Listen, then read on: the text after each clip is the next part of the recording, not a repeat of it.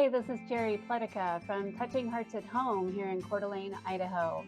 Okay, strategies for managing diabetes, health risk assessment. See your doctor, take ownership of your health. That's now. Just like legacy planning, we want to start early so the longevity of it grows. Same thing with seeing your doctor and taking ownership. Are you being truthful about what you're doing in your diet? I mean, only you can answer that. Only your client can answer that for themselves. And one person suggested to me early on, why don't you have like everybody in your clientele be super healthy and just like you've been and you know all this health stuff? I'm like, if I could, I would, right?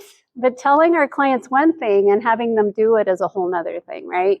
So we'll talk about how to communicate with your clients later, but you can help you. And you can do that now, and you can do that tomorrow, because your children will be affected in that situation. And that's what I talk about every day of my work, is you do you work on you, your family will love you for it. If you don't talk about it, like how many clients do you have? I don't want to talk about it. It's never going to happen to me. Right? I have that too. In fact, I had a client today that said, well, she doesn't want to have help because she's never going to need it. And I said, oh, well, why don't we come in as housekeepers? But if there's any healthcare needs, because she's a diabetic, we can chart that and we can let you know. She's like, ooh, that's a great idea. I have all kinds of ideas. Team-based approach, take ownership for what you can do. See a diabetic educator if you do have diabetes. A naturopath is very natural food oriented. A health coach can be very helpful, healthcare consultant, but only you can do that for you. Again, with your clients, it's really, you're not a healthcare provider. You know, so it's kind of like, but if you talk about it in a legacy plan, we want you to stay alive for the benefit of your family. They may then want to listen to what you have to say. So finding emotional intelligence in a way to communicate to your clients, it's a daily thing. We all need to do that. So learning those little skills can be very helpful. And then pharmacological therapy like oral meds, insulin pumps, a diabetes monitor. There's a lot of options. I've been a nurse since 1998. My first is going to be 25 years old this year. And my first CNA job, certified nursing assistant job in a hospital over in the Seattle area, I had a nurse I was working with, and she had a first generation pump in 1990, well, it had to be 93, 94, something like that. And she was so excited.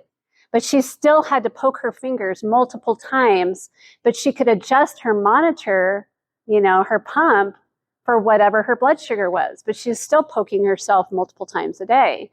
I've had diabetics, they call it brittle diabetics, where their blood sugar is, whoo,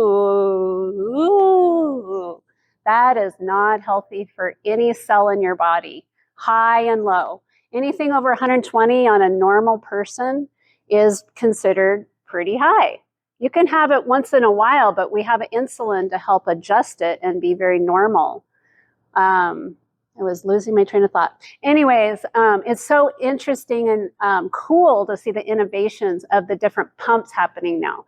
There's pumps for medication, but then there's pumps to check your monitoring your glucose. You don't have to poke yourself multiple times a day.